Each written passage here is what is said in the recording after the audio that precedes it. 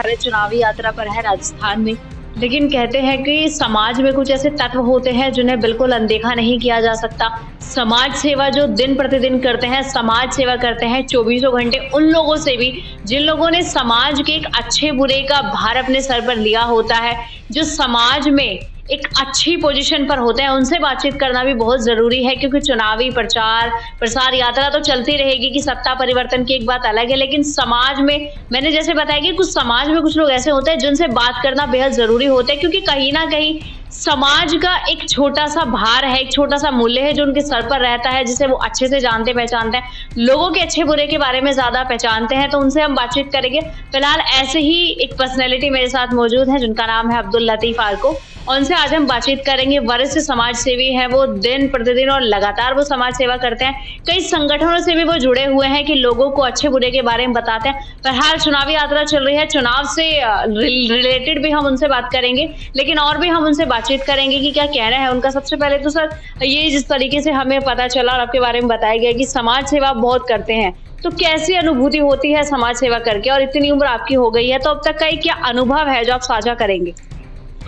देखिए, समाज सेवा एक ऐसा काम है कि जो लोग इस काम को करते हैं उन्हें दिली और दिमागी दोनों सुकून मिलते हैं। और दिल और दिमाग को सुकून मिलने वाला काम है। इसके साथ साथ खुदा की ऐसे इंसान पर मेहरबानी भी होती है कि जो दूसरों की मदद को खड़ा होता है, अल्लाह उसकी खुद मदद करता है। तो जो भी इस लाइन में ईमानदारी से दिल से उतरता है, वो ये समझता है कि ये मेरे लिए बहुत अच्छा काम है और दिल लगा के वो रात दिन करने को अपने आप के लिए तैयार रहता है। तो हमारा पिछले कई सालों से ये अनुभव है। हमारे यहाँ मुस्लिम समाज के अंदर बहुत सारी जो कुरीतियाँ हैं उसके खिलाफ आवाज़ उठाते हैं और विवाह सम्मेलन वगैरह कराते हैं। तालीम के लिए बच्चों का जो प्रोग्राम होते हैं वो हम कराते हैं। कुछ बच्चों को लिए हमने कोचिंग सेंटर वगैरह खोले हुए हैं, वहाँ फ्री ऑफ चार्ज कोचिंग भी कराते हैं।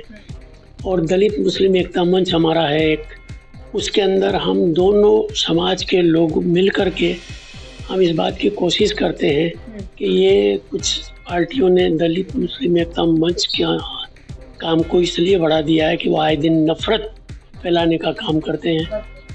और उनकी नफ़रत को मिटाने के लिए हमारा समाज वहाँ जाता है, दोनों समाज के लोग जाते हैं, उन्हें गले मिलाते हैं। झगड़े अगर हो जाते हैं तो उन झगड़ों को आपसी बातचीत से निपटाने की कोशिश करते हैं और इसमें हमें अच्छी खासी कामयाबी मिलती है।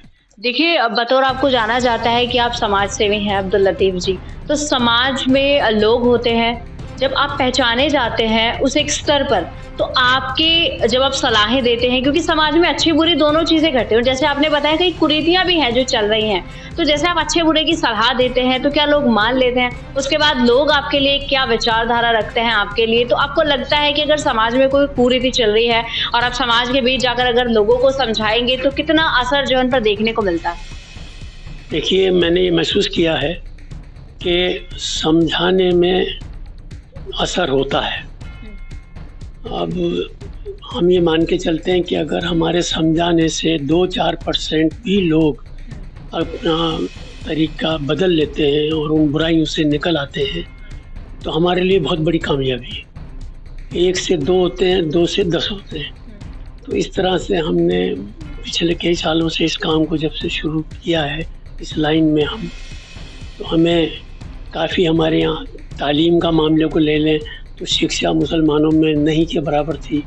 अब पिछले 10-15 सालों से हमारी कोशिश के बाद हम ये महसूस करते हैं कि बहुत लोग इस काम में लग गए और शिक्षा हमारे यहाँ सुधरने लगी है। इसी तरह कुरीतियाँ भी जो है वो कम होने लगी है। कोई भी काम करो तो उसके रिजल्ट तो ज़रूर आते हैं और अच्छी नीयत से करो तो ज़रूर आते हैं। तो आपको भी लगता है कि समाज में कुछ ऐसे योग्य व्यक्ति होने चाहिए कि समाज में जितने भी अच्छे बुरे की जो समझ है वो रखते हैं, ऐसे कहीं ना कहीं समाज का भला होता है। जब समाज का भला होगा तो कहीं ना कहीं अपने मुल्क का भी भला होगा। बिल्कुल, समाज के जब लोग अच्छे होंगे तो मुल्क अच्छा हो जाएगा। आज समाज में जो बुराइयां हैं वो समाज के लोगों से ही तो है, जो नफरत फैला रहे हैं। एक ग्रुप है कि वो नफरत फैला रहा है, दूसरा ग्रुप है कि वो मोहब्बत फैलाने की बात करता है। तो अब ये नेचुरल है, जो नफरत फैला रहा है वो बुराई फैला रहा है, जो मोहब्बत की बात करता है वो अच्छाई फैला रहा है।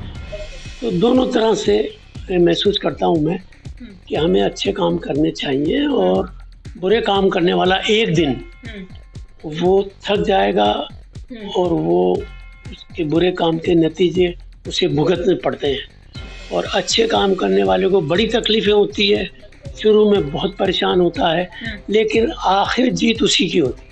अच्छा, ठीक है सर। अब जैसे आपको पता है 2023 चल रहा है और चुनावी दौर में फिलहाल चल रहा है, तो कहीं ना कहीं कांग्रेस पार्टी की सरकार का कार्य का परिणाम फिलहाल आना है कि क्या 5 सालों में रहा और क्या नहीं रहा।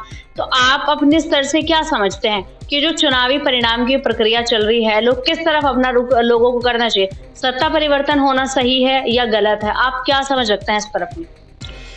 देखिए, मैं ऐसा महसूस करता हूँ कि अब राजस्थान की जनता सत्ता परिवर्तन नहीं चाहती।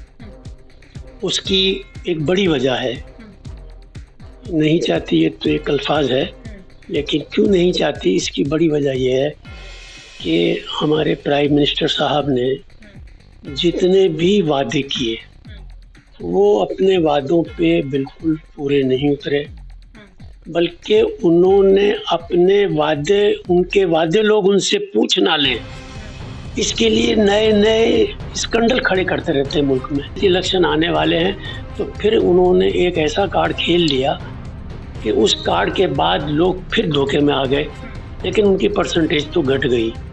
अब ऐसा लगता है कि जो तीसरा टाइम है, ये तीसरे टाइम में उनका आना मुझे नहीं लगता कि वो मुमकिन हो, इसलिए कि पढ़ा लिखा भी अनपढ़ भी हर आदमी इस बात को जान गया कि आज महंगाई की सबसे बड़ी वजह यह है कि हमारे प्राइम मिनिस्टर की पॉलिसी, वो एक आदमी को खरबपति बना देते हैं और लाखों आदमी को फकीर बना देते हैं। आज बैंक दिवालिया हो रहे हैं, आज कौन सा ऐसा सेक्टर है, हर बिजनेस के अंदर जो है लोग परेशान हैं, उनके पास बिजनेस नहीं रहे, छोटे या बड़े, हर व्यापारी दुखी है इस बात से।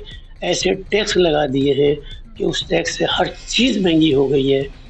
और मतलब मैं समझता हूँ कि अगर बयान करने लगे तो कितनी चीज़ें ऐसी हैं, क्या क्या बयान करेंगे।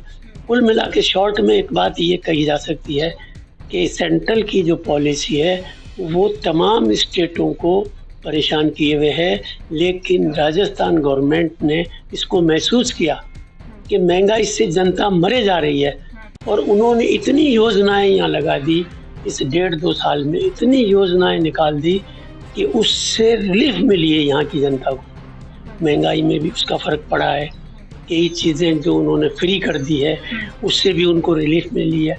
अगर ये सब कुछ नहीं होता तो यहाँ का आज मैं समझता हूँ राजस्थान की पब्लिक बेइंतहा परेशान हो गई होती।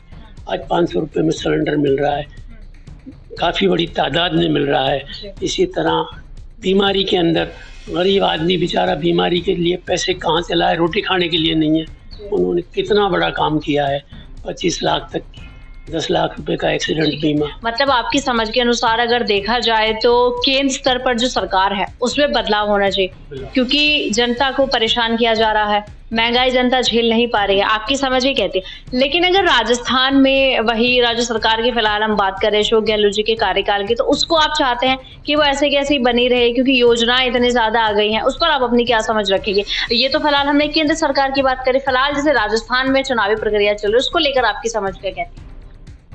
देखिए, हमारी समझ ये कहती है, अगर हमारी अपनी समझ तो खैर यही कहेगी कि वापस अशोक जी की सरकार आनी चाहिए, लेकिन चूंकि मैं एक जनता से जुड़ा हुआ आदमी हूँ, अभी हमारे यहाँ 2 रोज पहले पूरे राजस्थान के लोगों की मीटिंग बुलाई थी।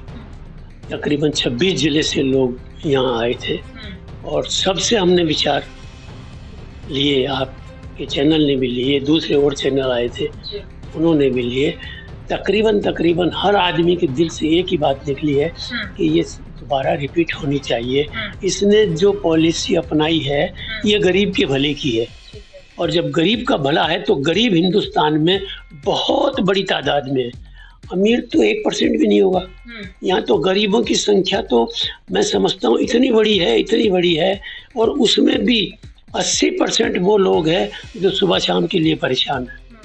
इसलिए हर आदमी ये चाहेगा कि यहाँ दोबारा यही सरकार आ जाए तो कुछ तो हमारी गरीबी के अंदर रिलीफ मिलेगा। लेकिन कुछ मोदी भक्त उन्होंने ये पॉलिसी बना ली है कि वो अपने मीडिया के जरिए, अपनी पब्लिसिटी के जरिए, अपने झूठे वादों के जरिए राजस्थान में दोबारा वो रोकना चाहते हैं कि कांग्रेस नहीं आए।